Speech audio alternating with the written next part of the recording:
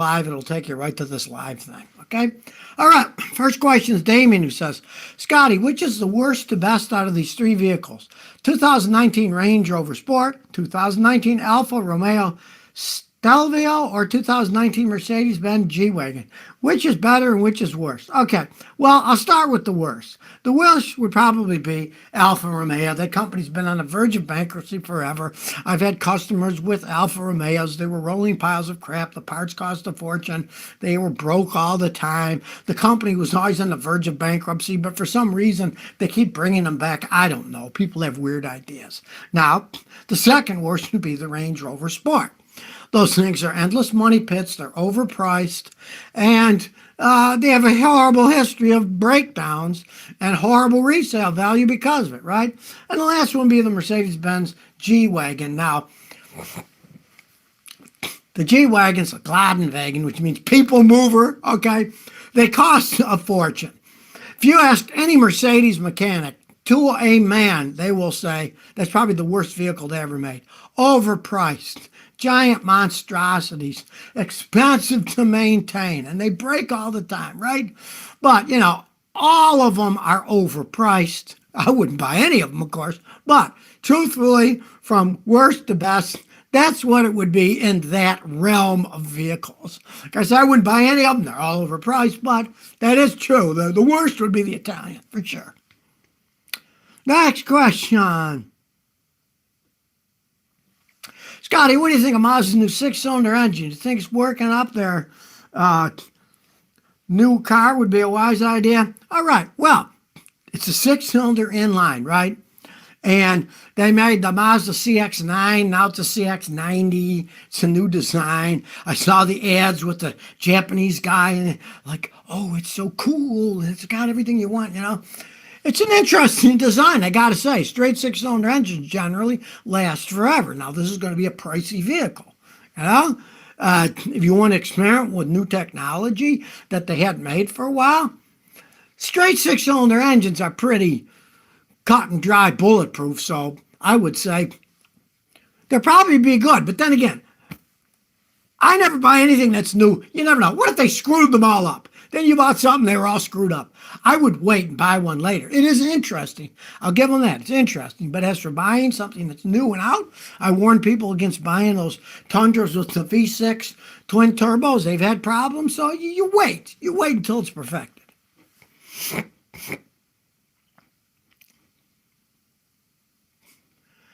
Next question.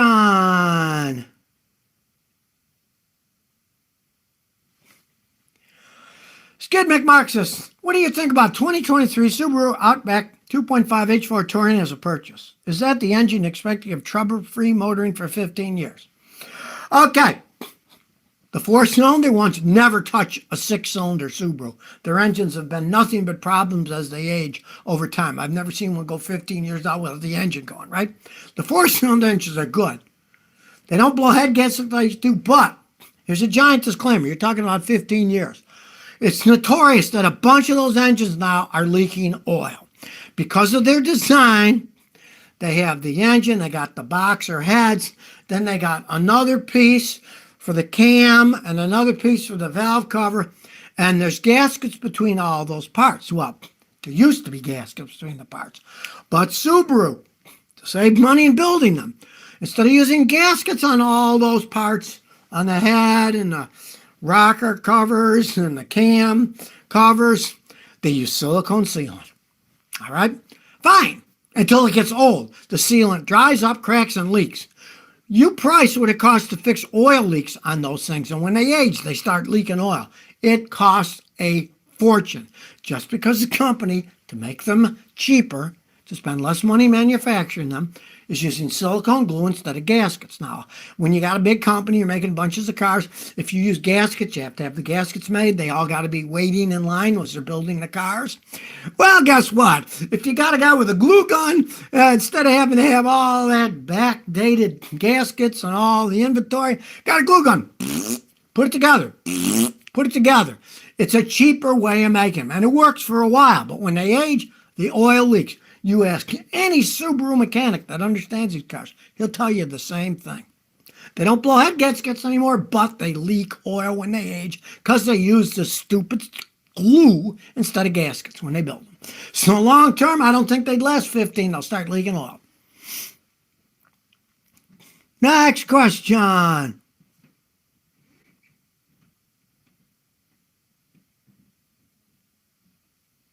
Dave says, Scotty, have you ever drifted in what car? Well, when I was young. And you're going to laugh your butt off at that. It was an Austin Healey. A British sports car my friend had, right? Because they were rear-wheel drive. And we did it in Niagara Falls, mainly in the winter on the ice and snow. Because then it's really fun and you're not hurting anything. I'm a cheapskate. I don't like ruining cars. Drifting a car on dry pavement is one of the worst things for destroying your car, right? But if you do it on ice and snow, and it's wide open, you don't hit anything, you're not really hurting the car all that much. So we did it in the ice and snow, and I did it in Austin Healey. My old friend Mark Patterson had one. We used to screw around with that thing all the time. He's gone, the car's gone, but I'm still here.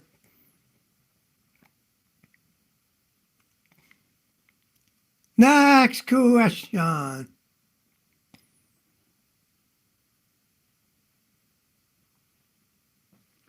Larry Salvatore says, Scotty, 2 weeks ago I put a new battery in my 04 Lexus 330. Since then, the climate control's off and I'm getting random warning lights appearing and disappearing. All right, first thing I would do, you never know what's going to happen when you put a battery in. I would reset the whole car. Now, you can pay a mechanic like me to do it with our fancy machines. You get a little scan tool that says reset codes, go ahead. That doesn't reset the whole thing. Only really expensive scan tools like I have that cost anywhere from $2,000 to $7,000 do that. But you can do a similar thing yourself. You can disconnect the battery, let it sit, turn the headlights on. That will drain all the capacitors, right? Do that for 20 minutes. Then, with everything turned off, put the cables back on. Get your alarm, turn the alarm off, then start it and see what happens. That might reset it so that all that stuff will go away. It's worthwhile. If not, see a guy like me with the machine to set it all off. Sometimes they get a little squirrely. Then you got to manually reset the stuff. Next question. Deb Johnson says, if your person has 35 to 40 grand to spend on a new car to make a wise decision, what would you buy? All right, well, I wouldn't even spend that kind of money because I'm a cheapskate, right? I looked the other day because around here on the East Coast, people drive like animals. And I have many people coming here that say, oh, I had to get this car because my other car got rear-ended, got side-scraped, got T-boned by these moronic drivers around here, right? So I thought, well, what if somebody hits our car? What am I going to do? So I looked, and I found for about 25 grand, I could get a nice Toyota Corolla hatchback, and that's what I would buy, probably. You know, or maybe a Corolla Cross or something. You don't have to spend that much money. Now, if you want to spend that much money, you could go higher up. You could get a fancier, say, Camry or a Honda Accord or something like that. Those are excellent vehicles. But you can spend less, depending on what you want to get size-wise. I happen to like our Matrix because it's got nice size. We can put 2 folding bicycles in it, go anywhere in the country, and then ride our bicycles around. It's kind of cool for that. You can put a lot of crap, carry them around there. They're great vehicles. So I'd probably go for a Toyota Corolla hatchback or a Toyota Corolla Cross, something that I can fit 2 folding bicycles in when I put the seats down, and still is a nice car that gets good gas mileage. Clarence Wiles says, glue or silicone will over time continue to dry out till it's no longer useful. Yes, that's why I was warning people about the Subarus that are glued together. All glues and silicone over time, they dry out, they crack, and then they start to leak. That's why gaskets are better. Let's face the facts. I got a 94 Celica. It doesn't really leak oil. It's got gaskets all over. Most of them are the original gaskets too, right? If that car would have been made with just silicone glue, it would be leaking all over the place. And the disgusting thing about it is, good mechanics like myself, if somebody brings us one of these glued monsters where the glue is dried out and now it's leaking oil, I will research and I will find an actual gasket. I will take that apart, clean it all off, put a gasket on, and then put it back together again, and then they probably will never have to do it again. Silicone is just a cheap way of making cars. It's just glue. But they love it because it's cheaper to make them that way. They don't care. They don't want your car to last 15, 20, 30 years. They want it after warranty to start having problems, so you'll buy another one. Next question.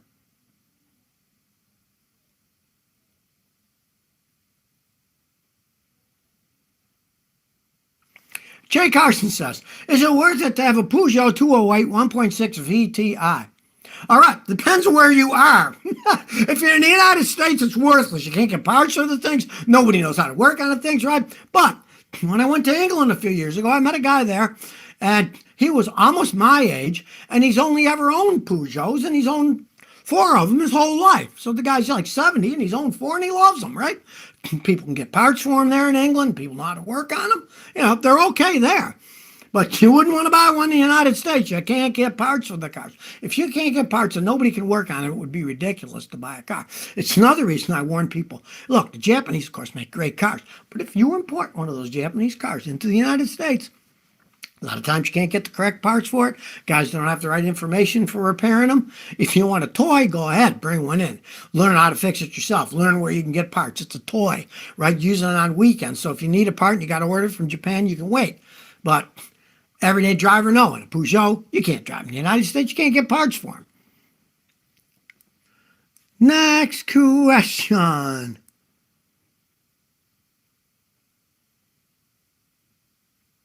Dinette says, is a Honda Fit 2002 non-hybrid fuel efficient? Well, yeah, that's pretty fuel efficient. And here's the funny thing about cars. They keep talking about more fuel efficiency, right?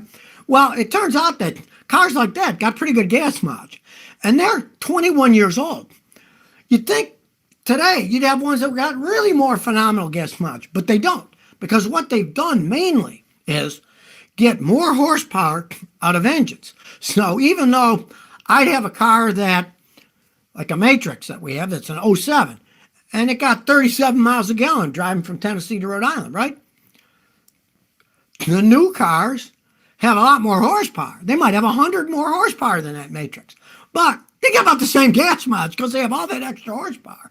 Instead of going for getting better and better gas mileage, they got good gas mileage but kept adding horsepower to them. You know, they could have gone the other way, but in the United States, no, Americans want to have a certain amount of power, and they've been pushing that for so long that the smaller cars never caught on. Oh, they're not powerful enough. We need more horsepower. And that old Fit got good gas mileage, you know. And the new ones aren't that much different for all the times have changed 20 years. They just have a lot more horsepower. Will White says, why are CVT transmissions so widely used by automakers when they have a history of not lasting as long? Well, you kind of answered your own question. That's called planned obsolescence. They'd love it that your car broke when it was out of warranty and you had to buy another one, right? Now, CVT transmissions get better gas mileage. They're more efficient. So, why do you think? The EPA says you got to get better gas mileage rating, so they put those things in, right? 2, they're also cheaper to manufacture. They don't have all those gears. They're cheaper to make. So you got cheaper to make, and they get better gas mileage. That's why they're throwing them out. The main reason. And they get the side benefit of planned obsolescence. They break, and then you got to buy another car, which is what they want you to do. They'd love it if your car fell apart as soon as the warranty was over. That's just how companies are. They want to make money. They want to sell you stuff, right? Why would they want to make something that lasted 1,000,000 miles? It's against their own vested interest to keep selling you a new car every few years. Next question.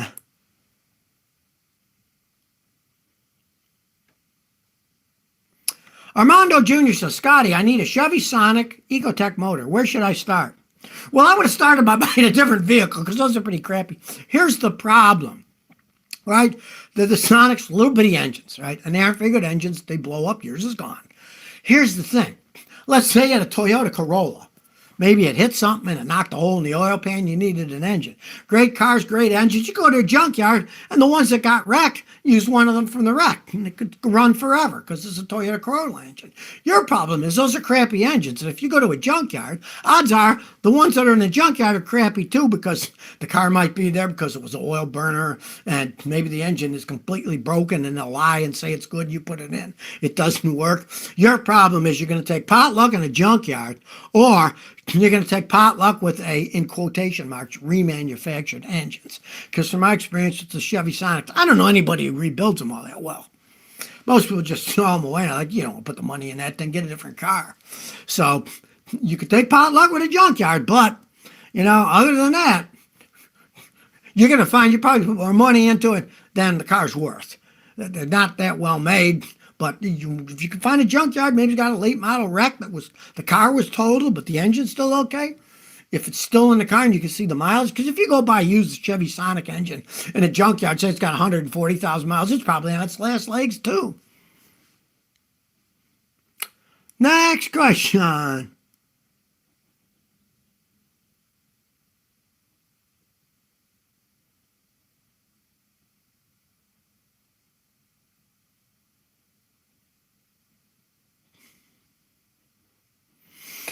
Keisha Shaw says, Scotty, I got 2011 Toyota Camry, shakes and pulls to the left when I go over 65. What's wrong? Okay, well, it's shaking and pulling to the left.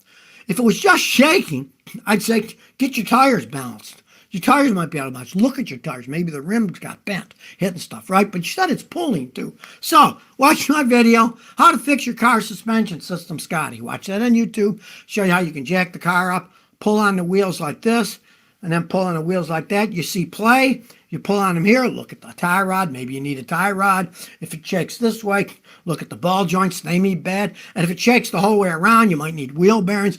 There's a lot of reasons cars can pull and shake. It's a problem in the front end somewhere. But start, if you jack it up and there's no play in anything, get the tires balanced first. That could easily be the whole thing. That's the most common. Next question.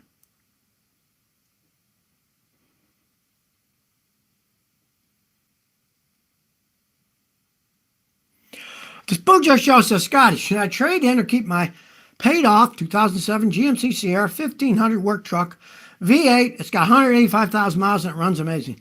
What the heck? Take care of it and keep driving. Let's face the facts. You trade in a 17-year-old GMC with 185,000 miles. You're not going to get much money for it. So you might as well just keep driving that thing. Who knows? You said it runs great. Keep changing the oil. You've been taking care of it. What the heck? Don't throw your money away. Because I'll tell you what, 07, they're making them better than they are today. Their quality's been going down for a long time. I'd buy an older one, but I wouldn't buy a new one. Next question. James King says, I bought a used 2016 Mazda 3, 75,000 miles. Is it too late to change the transmission fluid? No, it isn't. You can get away with changing that every 60,000 miles. That little bit extra isn't there. Just don't flush it. That can destroy things. Just drop the pan, clean it all out. If it's got a filter, put a new filter and put new fluid, the same fluid it came with the OEM factory fluid. It's not too late, and you want to do it because, hey, it's 2016. It's not an old Mazda, but it's not a new one that's got the more Toyota technology in it. So you want to take care of the thing. Then after that, I'd say just change it every 50, 60,000 miles.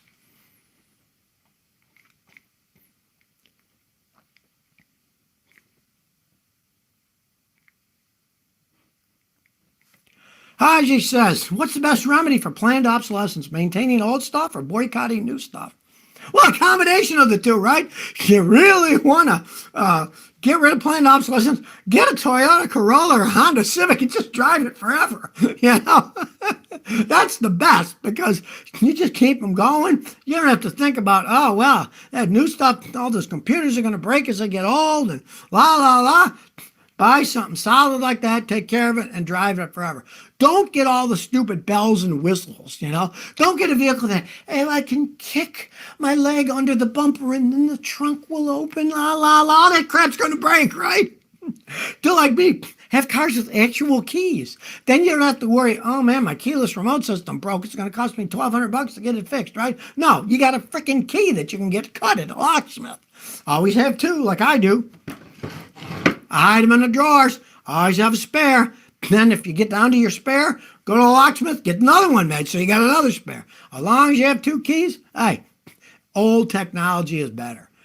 Everybody wants, oh, I want my car to wipe my nose. Guess what? It's going to probably tear your face off one day when it breaks.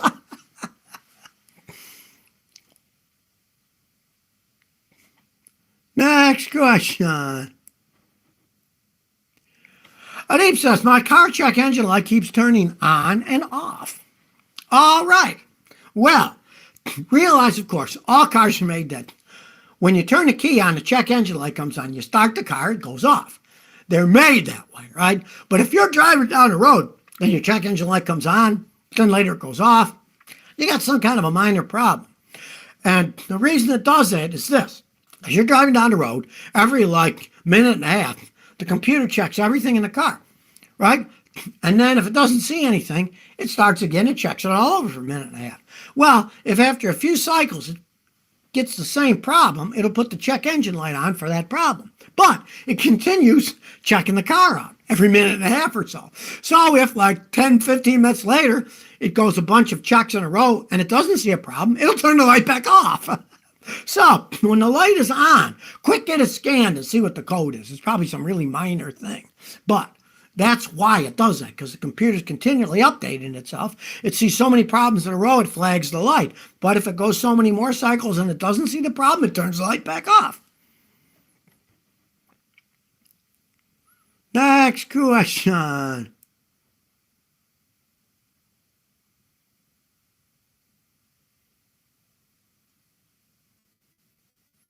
Snacker said, we got 2010 Ford Escape. It clumps over bumps and around turns. It also whines in the back at low speeds. It runs fine, but I'm concerned. Okay, I know Ford Escapes. Those things eat up wheel bearings.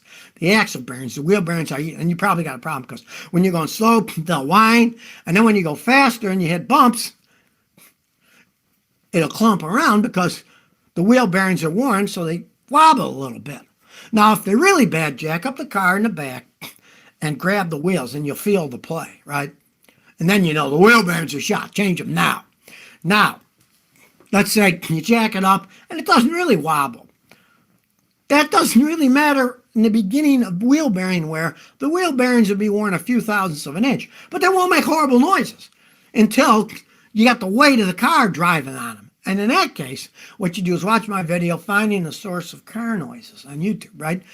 We mechanics, and if you want, you can buy a $75 tool on Amazon that has sensors, and you stick them on the car and you wear headphones inside the car.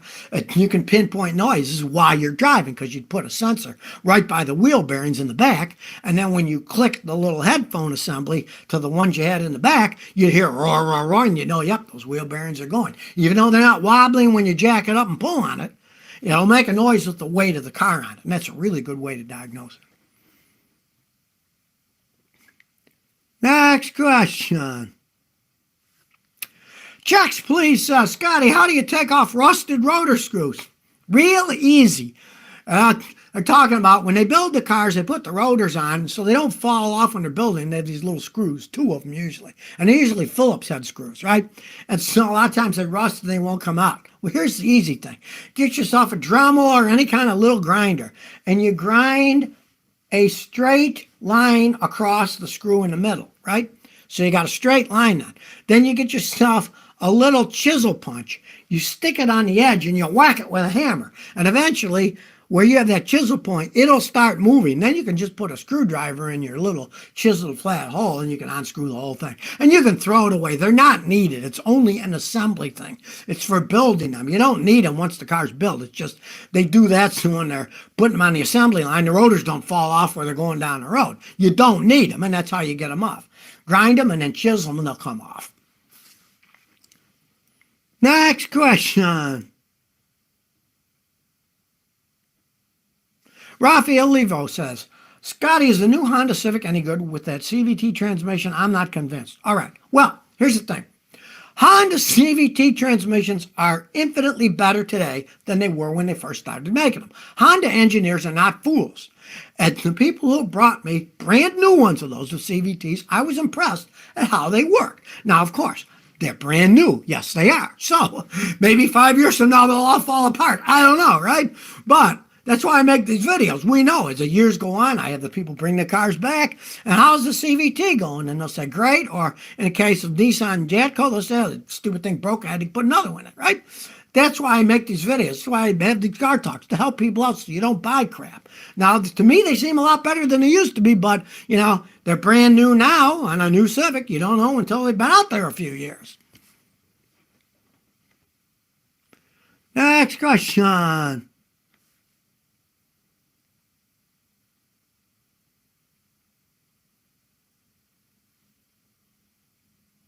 Joseph Abbey says, my car suddenly loses power about 5,000 RPM if I accelerate really hard, but it's fine if I drive normal. What could it be? Okay.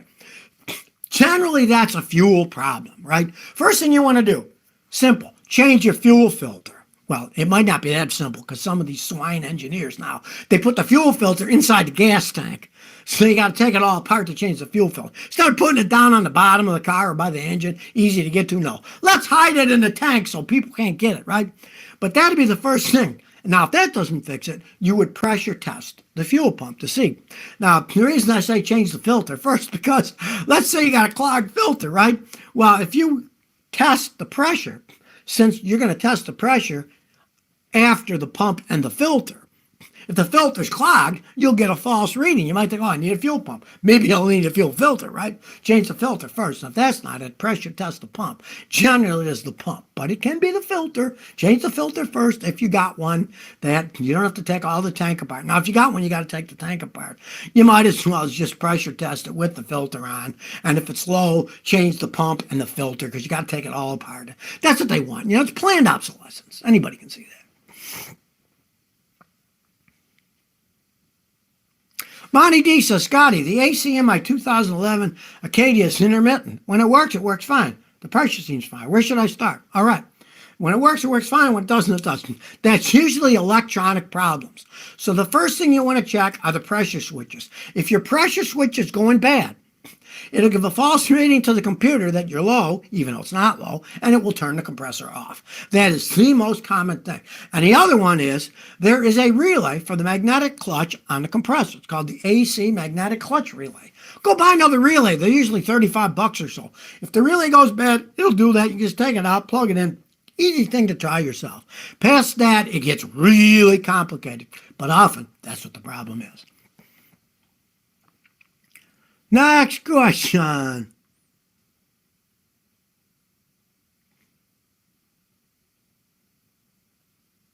Kaiser South says, Scotty, do you expect car prices to go up or down in 2024?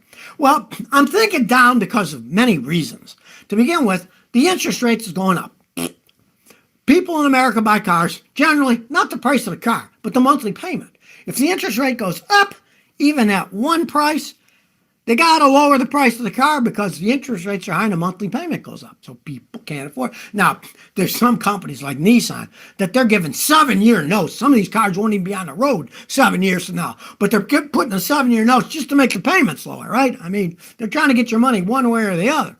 And considering that there's probably a big recession kind of on the way with the politics as they are, everything's starting to fall, that when there's a recession, guess what? People don't buy stuff, and they got to drop the price. They got these cars, hey, they got to sell them to somebody. If nobody's buying, the only way they can sell them is by dropping the price.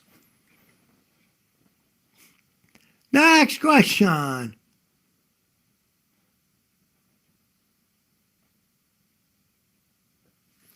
Archie says, do you feel that these automatic safety devices in modern cars makes really crappy drivers in the long run?